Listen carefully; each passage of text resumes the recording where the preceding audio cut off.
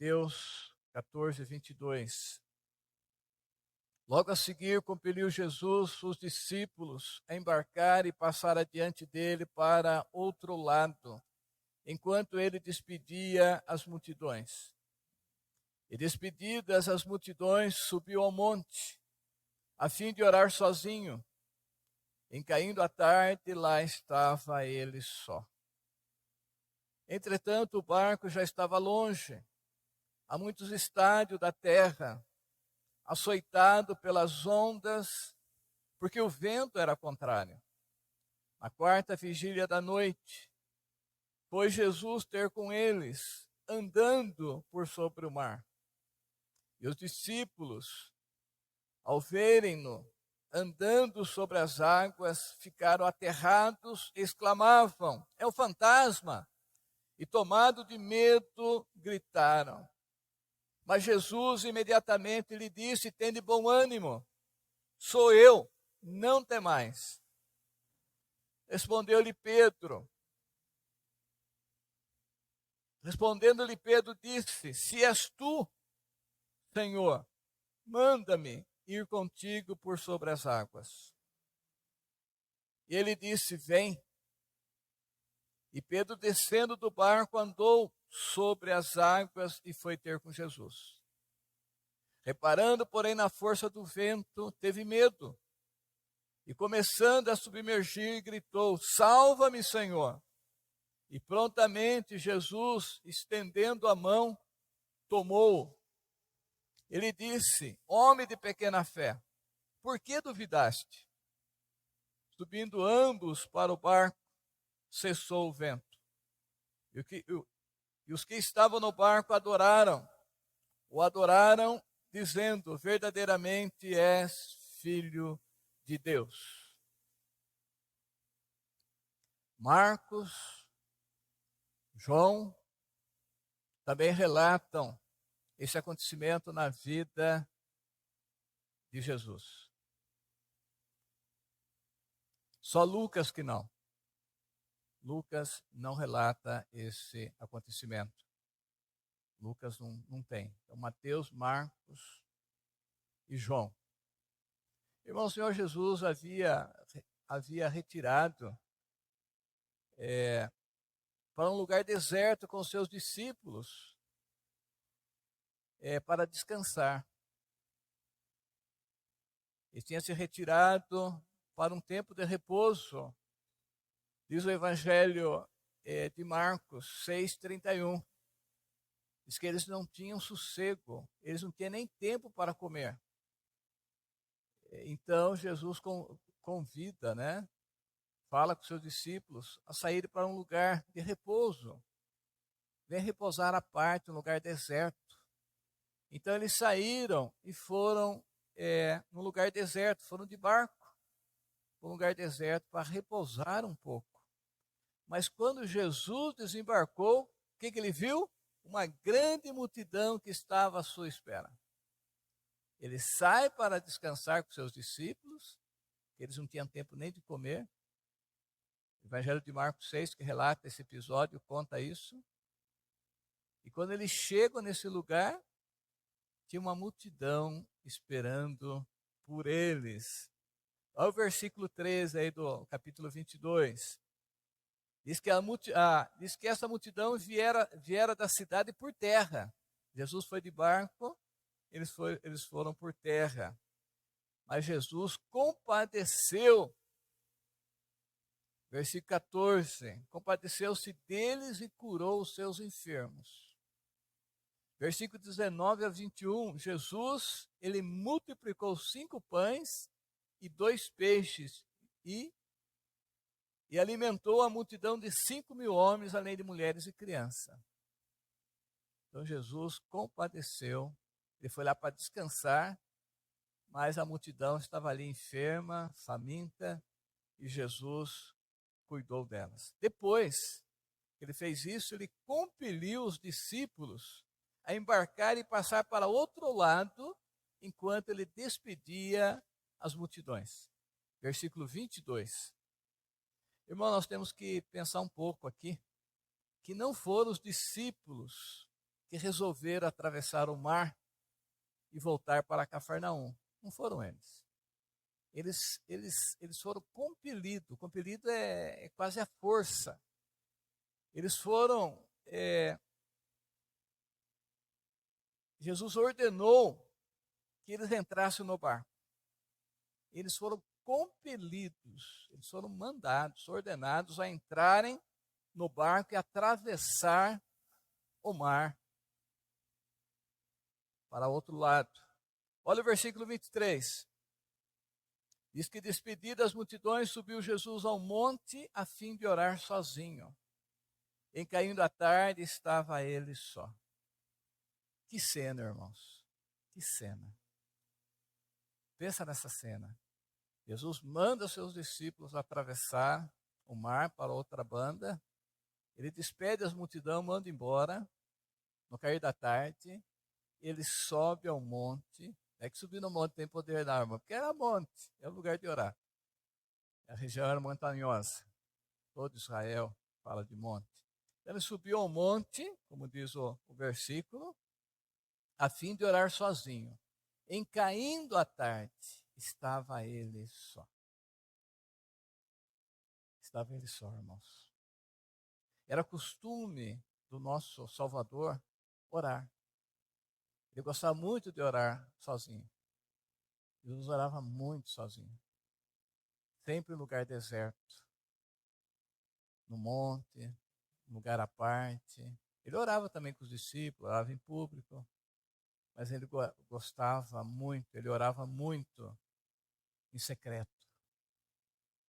Marcos 1,35 diz que, tendo levantado alta madrugada, saiu e foi para um lugar deserto e ali orava. Tendo levantado alta madrugada, saiu, foi para um lugar deserto e ali orava. Marcos 1,35. Lucas 6,12 diz que, naqueles dias, retirou-se Jesus para o monte, a fim de orar, e passou a noite orando a Deus. Foi quando ele escolhe os 12.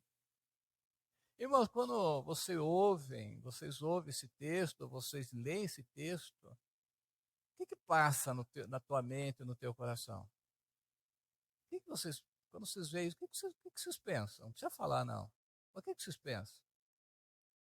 Não seria que Jesus, o Filho de Deus, o varão perfeito, o Deus Emanuel, o Deus conosco, o Todo-Poderoso, onipotente, Deus da glória, o Criador do céu e da terra, ele levantava madrugada.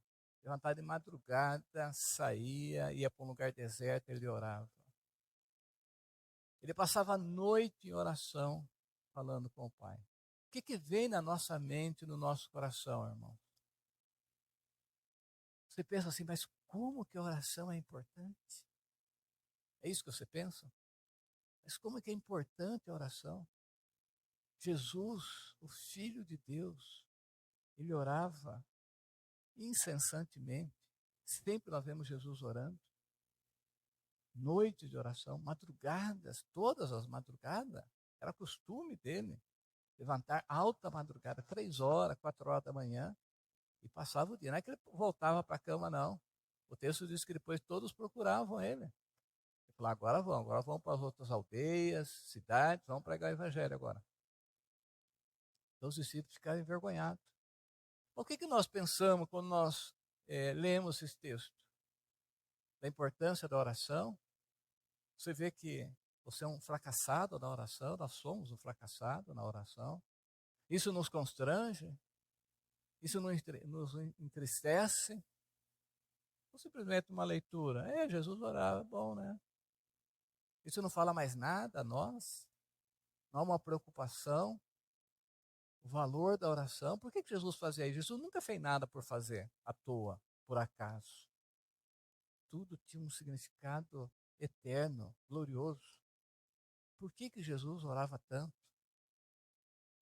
Bom, no nosso texto de hoje, ele despediu a multidão, compeliu os discípulos a atravessarem e subiu ao monte, a fim de orar sozinho. Em caindo a tarde, estava ele só. Esses dois textos e tantos outros textos. No Monte da Transfiguração, ele levou os discípulos a orar com ele. Mas muitos outros textos ele sai sozinho. O que nós podemos? O que isso vem ao nosso coração? Sondar a nossa vida de oração? Quanto tempo eu gasto em oração? Qual horário que eu reservo para oração? Quais são as minhas prioridades? As primícias do dia para o Senhor?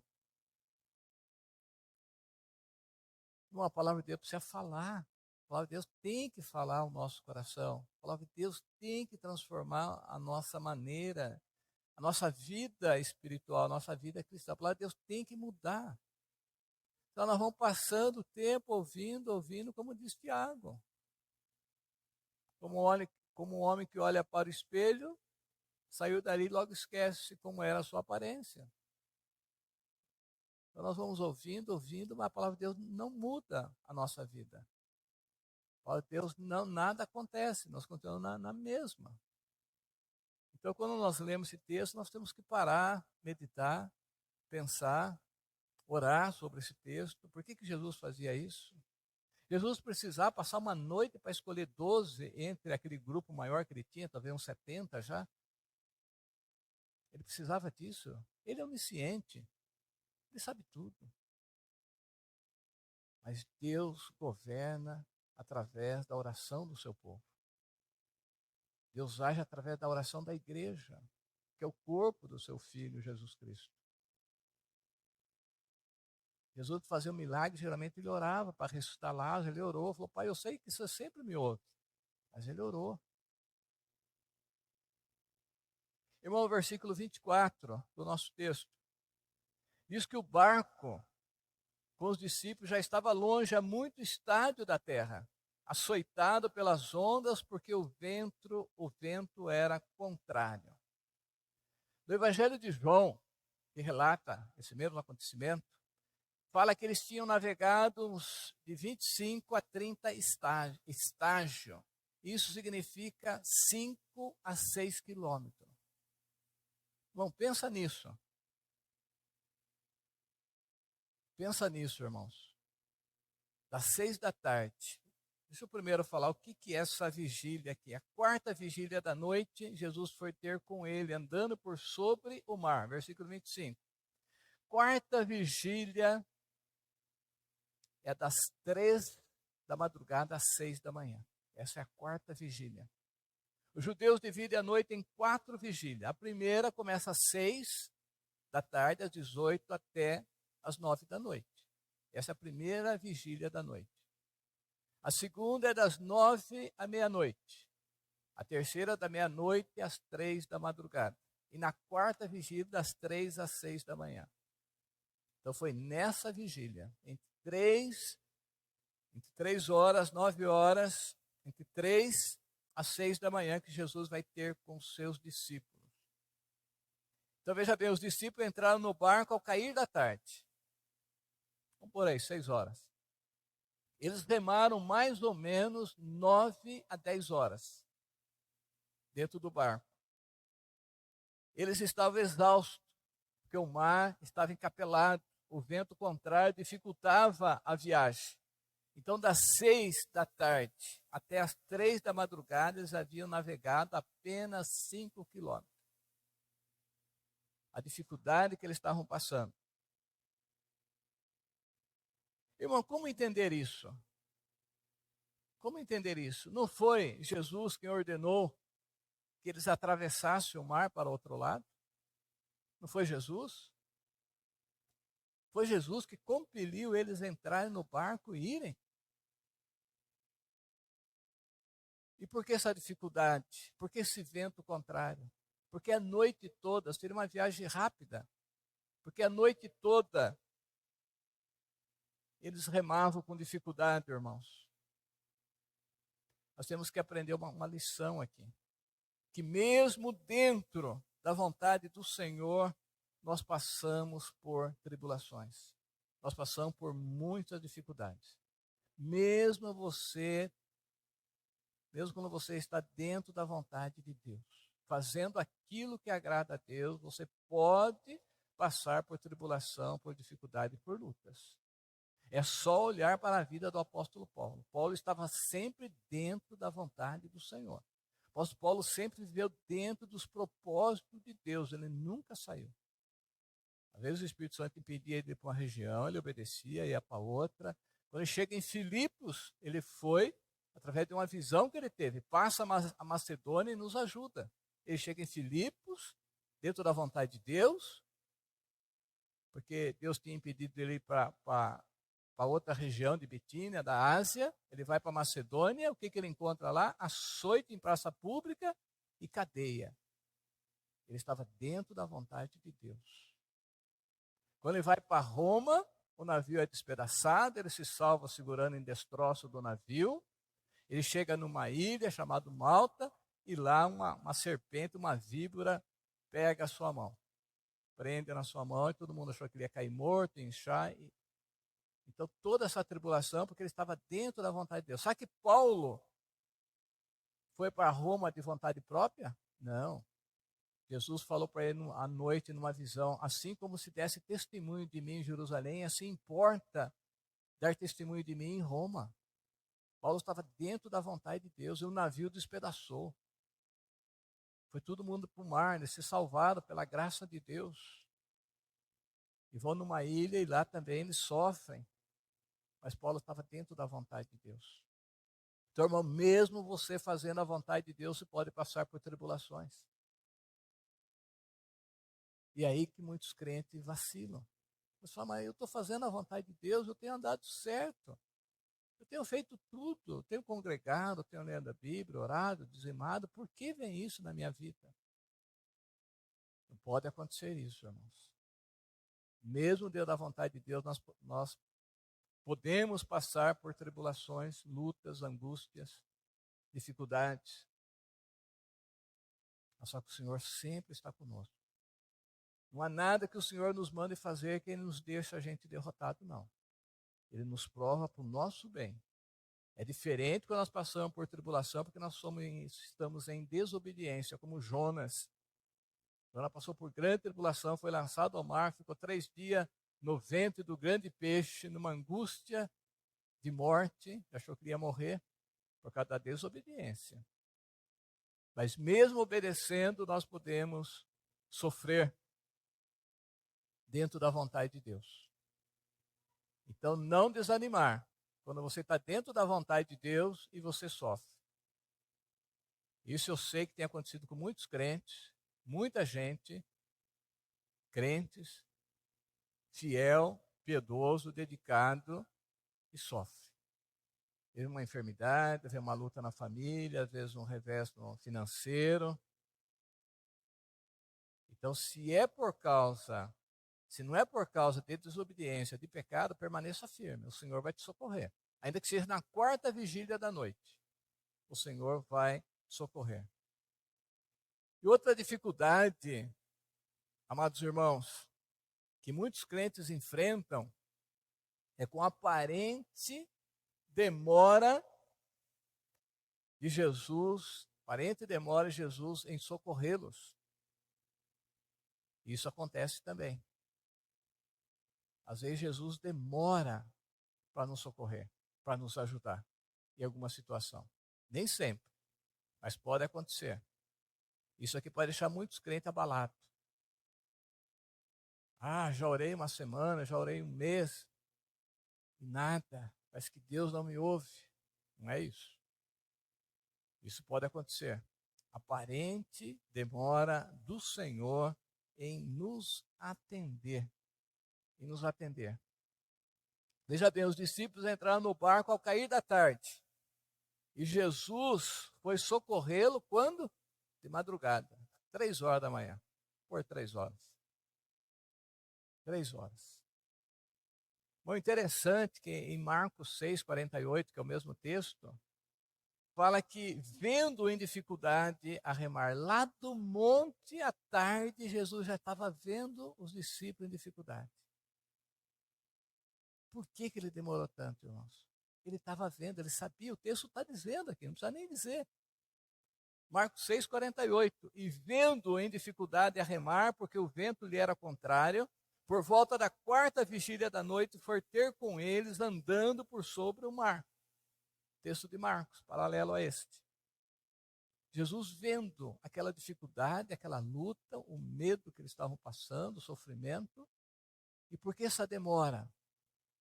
Só na quarta vigília da noite, irmãos. Porque Deus tem propósito em todas as coisas para a nossa vida. Nós queremos as coisas assim, ó, como o dia de hoje, tudo rápido. Deus tem propósito em nos atender, em demorar em nos atender.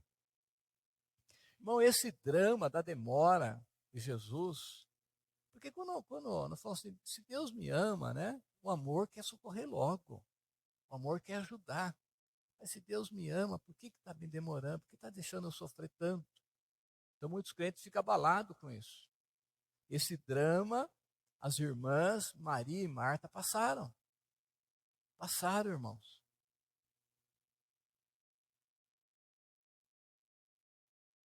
Quando o seu irmão Lázaro ficou doente. Lá em João, capítulo 11, conta a história de Lázaro. No versículo 3, mandaram as irmãs de Lázaro dizer a Jesus: Senhor, está enfermo aquele a quem amas. Ela sabia que Jesus amava Lázaro e elas. Versículo 5, diz que Jesus amava a Marta e a sua irmã e a Lázaro. Então não há dúvida do amor de Jesus por essa família. Não há dúvida. No versículo 6, quando, pois, soube que Lázaro estava enfermo, ainda se demorou 2 dias no lugar onde estava. Ele recebe a notícia que Lázaro estava enfermo. Aí ele fica mais 2 dias ali, onde ele estava. 11:17 diz que chegando Jesus encontrou Lázaro já sepultado havia 4 dias. Que amor é esse? Elas hospedavam Jesus em sua casa. Jesus sempre passava em Betânia. E nós temos relato em Lucas 10, daquele jantar que Marta ofereceu, Maria ficou aos pés de Jesus. Eles eram um amigo íntimo. E agora Lázaro morre. Provavelmente eles eram órfãos de pai e mãe. Ninguém sabe, mas bem possível. E agora Lázaro está enfermo, elas mandam um recado para Jesus. Jesus demora 2 dias, né? Ficou lá mais 2 dias para chegar, 4 dias. Já estava sepultado. Quando Jesus chega, o que as irmãs dele falam? Senhor, se estiver aqui, meu irmão não teria morrido. É claro que havia uma mágoa no coração delas, uma tristeza, um desapontamento com Jesus. Claro. Que as palavras que elas falam de imediato é essa, as duas. Senhor, se estiver aqui, meu irmão não teria morrido. Imagina esses 4 dias de luto, o que elas pensavam? Mas por que Jesus veio com nós? Por que o Senhor era tão bom? Quantas coisas que Ele nos ensinou. Quando Ele dormiu aqui em casa, quando Ele jantou aqui, passou a noite aqui, quantos ensinamentos lindos. Que tempo glorioso de comunhão com Ele, mas agora, que decepção. Senhor, se o Senhor estivesse aqui, meu irmão não teria morrido. Irmão, isso pode acontecer com muitos crentes. Muitos de nós podemos fazer assim, e ficar com o coração amargurado com Deus. Deus não me ajudou, Deus não me socorreu. Quantos? Quantos? Então precisa tomar muito cuidado, irmãos. Mesmo fazer a vontade de Deus, nós podemos sofrer. E muitas vezes nós estamos orando, pedindo, suplicando, jejuando, e parece que Deus não atende. Parece que Deus não nos ouve. Parece que Deus está distante. Não é isso? Não é isso, irmãos? Agora pensa bem, irmãos, nesse episódio de Lázaro. A ressurreição de Lázaro, depois de 4 dias de sepultado, trouxe muito maior glória ao Filho de Deus, Jesus Cristo, do que se Jesus tivesse curado ele de uma enfermidade. É ou não é? A glória que Jesus teve na ressurreição de Lázaro foi gloriosa mesmo.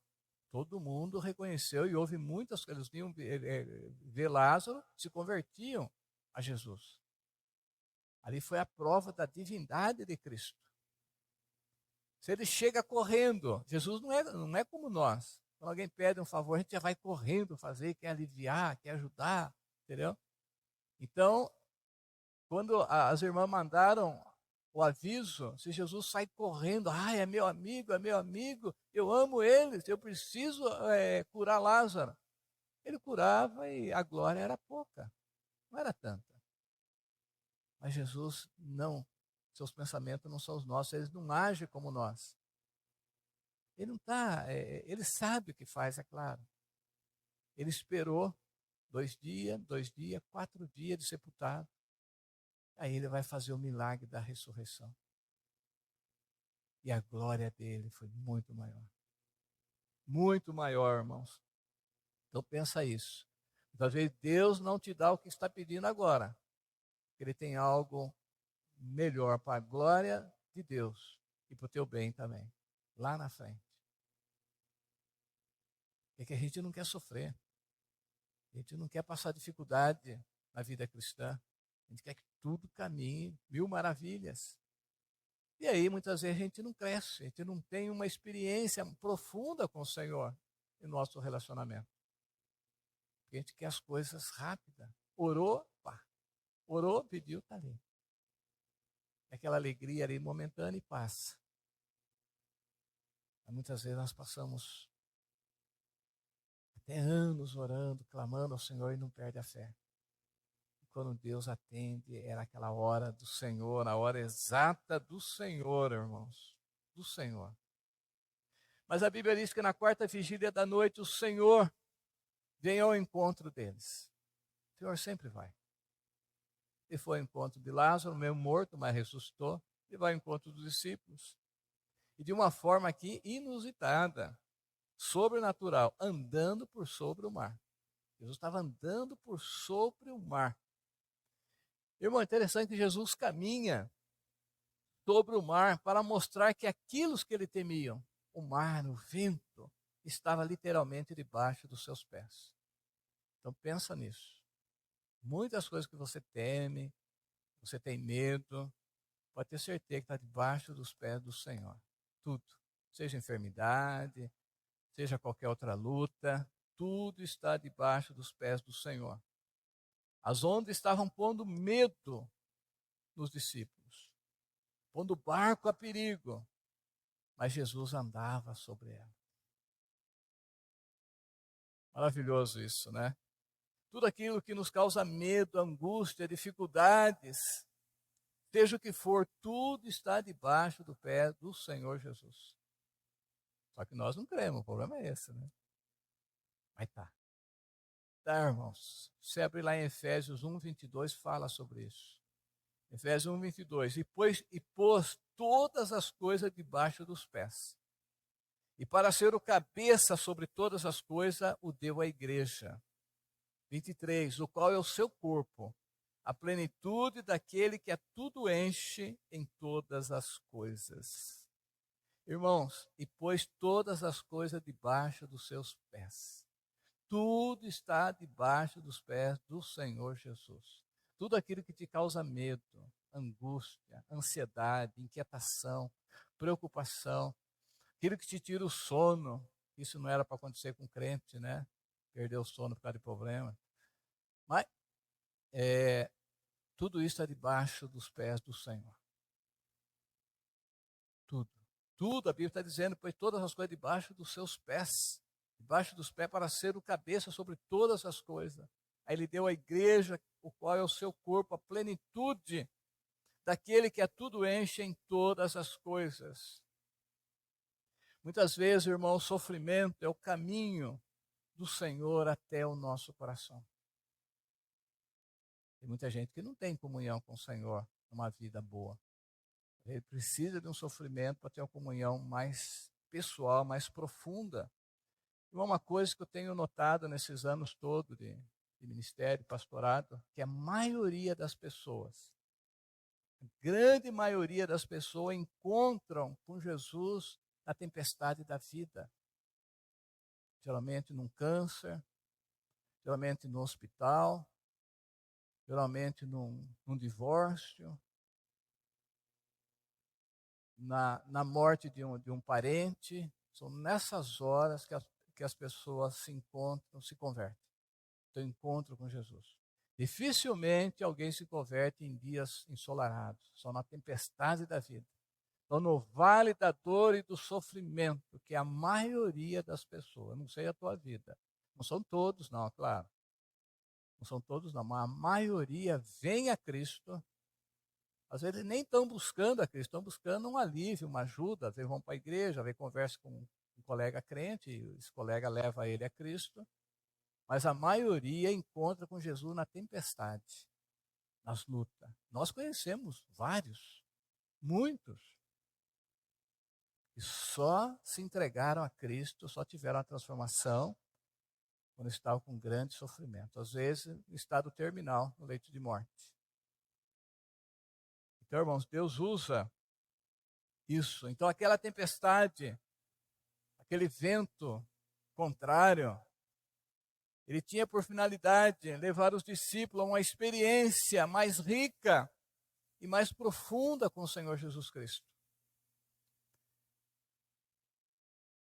Então, essa experiência dos discípulos foi para isso. Mas os discípulos, ao ver andando sobre as águas, ficaram apavorados. Exclamaram: é um fantasma!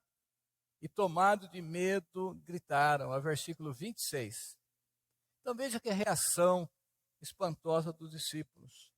Eles gritaram, achavam que estava vendo um fantasma, um espírito. Morreram de medo. Mas imediatamente lhes disse: sou eu, não temais. É o 27. Uma outra coisa que nós aprendemos aqui: antes de acalmar a tempestade do mar, Jesus acalma a tempestade que estava dentro deles, dentro dos discípulos. Antes de acalmar o mar, ele acalma os corações dos discípulos. A tempestade que estava dentro deles era maior do que a que estavam fora. Eu sou. Só assim desvaneceu todo o medo. Quando Jesus fala, eu sou, não temais. Todo pavor. Olha, então Pedro disse: se és tu, Senhor, manda-me ir ter contigo por sobre as águas. Se és tu, manda eu andar também sobre o mar. Mas antes de dar o primeiro passo, Pedro precisava receber uma ordem, uma palavra do Senhor que o tornaria o impossível possível. Impossível possível.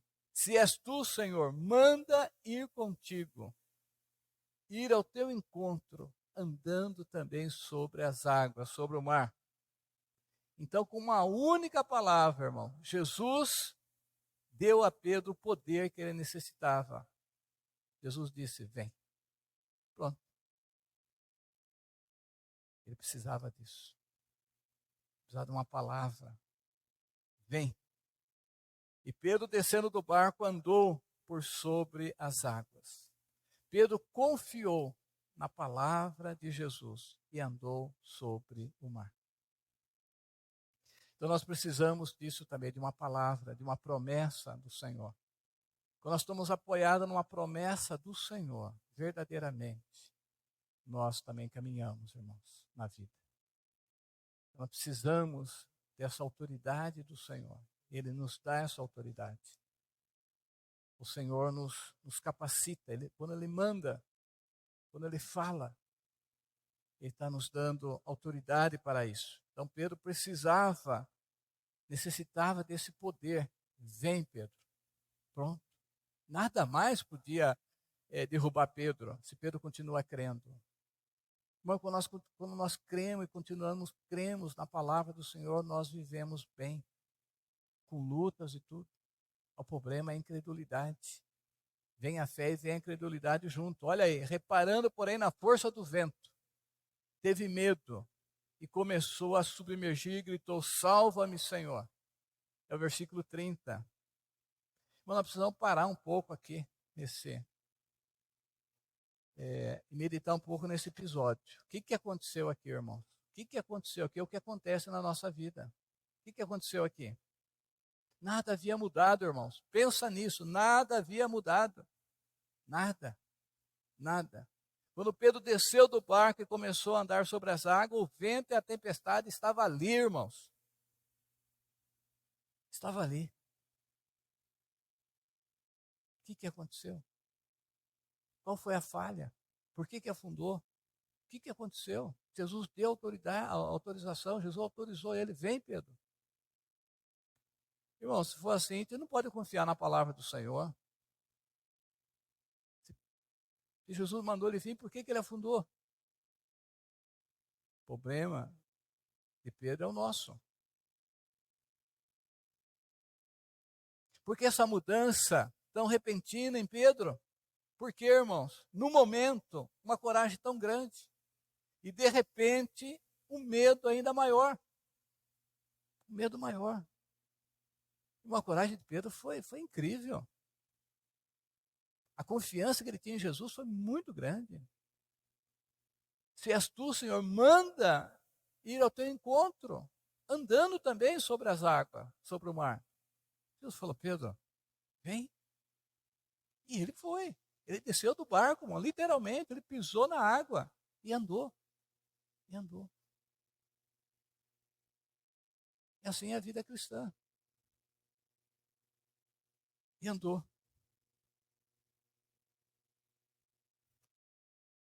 E por que essa mudança repentina, irmãos, em Pedro? Porque dessa coragem agora, de repente, um medo maior que a coragem.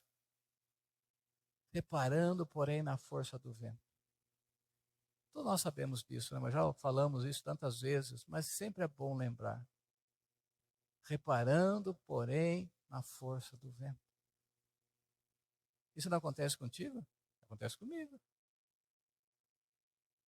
Em situações que nós já tivemos vitória, irmãos, a gente cai. Coisas que Deus já provou que para Ele é possível. A gente cai naquele mesma, não tem mais aquela fé que teve um tempo atrás. Mas que naquela época era diferente, né? Para nós, porque Deus não muda. Nossa, mas naquela época, como que a coisa era diferente hoje? Por quê, irmão? Reparando, porém, na força do vento. Ele tirou os olhos do glorioso eu sou. Eu sou. Invencível, imutável, todo-poderoso, aquele que mediu as águas do mar na concha das suas mãos, da sua mão. Estava ali com ele, na sua frente. Aquele que criou o mar, aquele que mediu, como diz Isaías 40. Tomou o mar, a medida do mar, mediu o mar na concha da mão. O grande eu sou. Eu sou o que sou, ele falou para Moisés lá na sarça, é o mesmo. Eu sou, invencível em tudo. Vencedor supremo. Por quê, irmãos? Porque ele tirou os olhos desse Senhor glorioso, exaltado, todo-poderoso que nos ama. Por que se tira os olhos de Jesus, irmãos? Por que se tira os olhos de Jesus? E todos nós tiramos. Pensa um pouco naquilo que causa inquietação na sua vida. Pensa naquilo que causa ansiedade. Pensa se não foi porque se tirou os olhos de Jesus. Não tem outra coisa, irmão. Se você é um crente verdadeiro, e está com medo, está ansioso, está angustiado, porque se tirou os olhos do Senhor, não tem outro motivo. É só esse. Por que está afundando na vida em algumas áreas? Porque tirou os olhos do Senhor. Tirou os olhos do Senhor, Criador do céu e da terra, Senhor do céu e da terra, para olhar para a tempestade, para olhar para o vento. Irmão, isso é sério. Isso acontece na nossa vida. E por que acontece isso? Por quê, irmãos? Eu pergunto para mim mesmo, por que acontece isso? Daí com coisa tão pequena nos deixa apavorados, nos deixa inquietos, nos deixa temerosos, aflitos.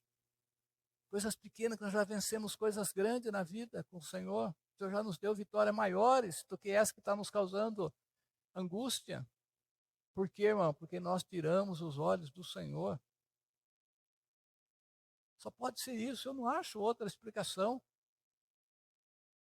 Para afundar assim como Pedro. Irmão, quando Pedro desceu do barco, no meio da tempestade, para andar sobre as águas, ele não teve medo. Ele não teve, se és tu, Senhor, manda ir ter contigo. Vem, Pedro. Pedro desce do barco e anda, irmãos. E é isso mesmo, estava tudo certo. Por quê, irmão, que ele caminhou? Porque ele está com os olhos fitos no Senhor. Se és tu, Senhor, manda ir ter contigo sobre as águas. Vem, Pedro. Pedro levantou e foi, olhando para o Senhor. Então vejam, irmão, o que é a fé em Jesus Cristo. Nós falamos de fé, de fé, de fé, de fé, mas veja o que é a verdadeira fé. É confiança plena, é olhar para o Senhor. Irmão, a nossa vida cristã é como andar sobre as águas. É impossível pelo poder humano. Ninguém consegue viver a vida cristã pelo poder da carne, irmão. Não tem. Você não vive, eu não vivo. Nós não podemos viver a vida cristã pelo poder humano, pelo nosso poder, pelo poder de outras pessoas nos ajudando apenas. Não existe isso, irmão. A vida cristã é impossível viver sem o poder do Espírito Santo de Deus, sem o poder de Jesus Cristo, sem o poder do Cristo ressurreto. Nós não podemos, não temos como, irmãos. Por isso que nós caímos, nós fracassamos, nós damos mau testemunho, nós brigamos com o irmão, nós ofendemos aqui, porque estamos vivendo a carne. Nós deixamos de orar, nós deixamos de congregar, nós deixamos de tantas coisas. E a vida cristã não se vive assim. A vida cristã se vive no poder de Cristo. Olhando para Ele, irmãos. Olhando para Jesus. Olha o versículo 31. E prontamente. Então ele tirou os olhos de Jesus. E aí começou a afundar. Versículo 31. E prontamente Jesus, estendendo a mão, tomou e disse: Homem de pequena fé, por que duvidaste? Mas quem que vai ter uma fé igual a de Pedro? Descer do barco e andar numa tempestade, em cima das águas, em cima do mar? E agora Jesus fala: Homem de pequena fé. Por que se duvidou? Por que se duvidou, Pedro? Creio que ele não respondeu nada, né? Então, todas as vezes que caímos, irmãos, é porque tiramos nossos olhos de Jesus. Então, por isso que a exortação de Hebreus 12, versículo 1 e 2, é muito oportuna. Corramos com perseverança a carreira que nos está proposta, olhando firmemente para o autor e consumador da fé, Jesus. Hebreus 12, versículo 1 e 2. Corramos com perseverança a carreira cristã que Deus já nos colocou diante de nós, que já está nos proposta. Está proposta. Olhando firmemente para o autor e o consumador da nossa fé, Jesus. Nós só conseguimos vencer na carreira cristã olhando firmemente para o autor e consumador da fé, que é Jesus. Então eu gostaria que todos vocês pensassem nisso. Quantas vezes você fracassou na sua vida espiritual porque tirou os olhos de Cristo? O que é tirar os olhos de Jesus? Ninguém vê Jesus fisicamente, irmão. Mas tirar os olhos dessa pessoa bendita, maravilhosa, dos seus ensinamentos, dos seus atributos, das suas promessas, e você continuar olhando para Jesus, tudo que Ele fez por você lá na cruz, o seu imenso poder, você meditar nos milagres dEle, na ressurreição que Ele realizou de Lázaro, da filha de Jairo, da viúva de Naim, a sua própria ressurreição. Ele subiu ao céu sem nada, simplesmente subindo. Enfim, colocar o coração no Senhor. Então isso acontece, irmãos. Jesus pergunta a Pedro: por que duvidaste? Ele não perguntou: por que você afundou, Pedro? Perguntou? Ele perguntou: por que se duvidou? Por que se duvidou, Pedro? Essa é uma pergunta, irmão, prescrutadora. Por que nós duvidamos, irmãos? Por que nós duvidamos? Será que o problema que enfrentamos é maior do que o poder de Jesus? Por isso que eu duvido? Ah, você não sabe meu problema. O problema é muito grande. Mas será que é maior do que Jesus? O que a Bíblia diz sobre isso? Certo que não. Jesus disse: todo o poder me foi dado no céu e na terra. Então, os meus problemas não podem ser maior do que aquilo que Jesus pode fazer, do que o próprio Senhor Jesus. Porque ele disse que todo o poder foi dado a ele. Então, ele pode resolver qualquer coisa na minha vida. Ah, mas aquele problema ele não resolve. A pessoa é muito dura de coração. Ah, minha mulher, você não conhece ela. Ah, meu filho é isso. Não importa. Todo o poder me foi dado, no céu e na terra. Irmãos, será que Jesus mudou? Será que não é mais o mesmo? Claro que não. A Bíblia diz que Jesus é imutável. Hebreus 13:8 diz que Jesus Cristo ontem e hoje é o mesmo e o será para sempre. Por que então duvidamos? Por que, irmãos, o medo, a inquietação, a ansiedade? Se Jesus é maior do que tudo, maior do que os nossos problemas. Se Jesus é o mesmo ontem, hoje e sempre. Por que nós duvidamos? Por que nós temos ansiedade, inquietação? Sabe por quê? Porque tiramos os nossos olhos do Senhor Jesus. E olhamos para os problemas, as dificuldades, as lutas da vida. Às vezes, não só aquela que está pertinho de nós, lá na frente, lá para os dias futuros, a gente já está olhando para aquelas dificuldades. Ah, se acontecer aquilo. Ah, se fulano não me pagar. Ah, se acontecer não sei o quê. Ah, se não dá certo. E onde está o Senhor nesta hora? Triste. Triste com você. Ele está confiante nele, quando chegar a hora, Jesus está comigo, ele vai me ajudar. Ele vai me abençoar como sempre fez. Ele tem propósito para a minha vida. Eu pertenço a ele. Ele me salvou porque ele quis me salvar. Agora, irmãos, tudo que eu estou falando aqui, se você não é um crente verdadeiro, aí cai tudo por terra, né? Aí não tem como. Agora, se você é de Jesus, se Jesus habita em você, se você está em Cristo, se Cristo te redimiu, se você foi lavado no seu sangue, então não tem porquê, irmãos. É fraqueza nossa. Nós temos que tomar cuidado e buscar o Senhor. Nós temos que mudar. Agora, se não somos convertidos, aí não tem jeito, aí não temos Senhor. Mesmo assim, o Senhor é misericordioso, pode se converter. Eu estou falando aqui para crente. Então não tem como, irmãos. Para que isso? Olha o versículo 32, estamos encerrando. Subindo ambos para o barco, cessou o vento. Agora Jesus e Pedro sobe para o barco. Não sei se Pedro acho que deu alguns passos depois, né, na água até chegar no barco, né? Diz que andou depois. Mano, não tem ninguém mais que fez isso no mundo, irmão. Só Jesus e Pedro. Pensa em todo mundo, todas as épocas, todas as eras. Ninguém andou sobre as águas, irmão. Isso não existe. Ninguém consegue fazer isso. Pedro foi o primeiro ser humano, tirando Cristo, que andou sobre as águas. Ele podia ter andado, chegado até Jesus, voltado sobre as águas, subido ao barco tranquilamente.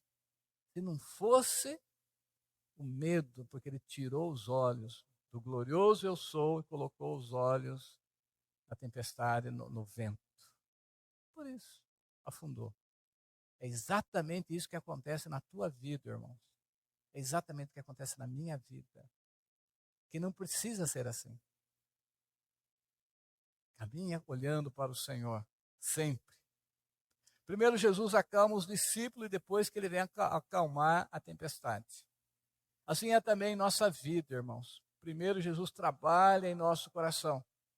E só depois que o nosso coração está firme, confiante, em paz, ele trabalha na circunstância, nos problemas, nas dificuldades que enfrentamos. Primeiro ele trabalha em nós. Em nós. Olha o 33, o último versículo. Os que estavam no barco o adoraram, dizendo: verdadeiramente és filho de Deus. Então Jesus foi glorificado através desta tempestade, desse vento forte no mar. Os discípulos reconheceram quão grande e poderoso ele é. Agora eles falam, verdadeiramente ele é o Filho de Deus. Os discípulos reconheceram como Filho de Deus e o adoraram. As tempestades em nossas vidas nos colocam de joelhos aos pés do Senhor, irmãos. Então não desanime, não retroceda. Quando se passar por lutas, veja se você não tirou os olhos de Jesus. Volte a olhar para Ele. Volte a ler a Bíblia. Leia os Evangelhos. Veja o poder que Jesus tem. Quantas pessoas que Jesus socorreu. Pensa na sua vida. Quantas coisas maravilhosas o Senhor já fez na tua vida. Por que agora essa inquietação? Por que agora esse medo? Porque você não está olhando para o Senhor. Sua vida espiritual está precisando de melhorar. Mais leitura bíblica, mais oração, mais meditação em quem é Jesus.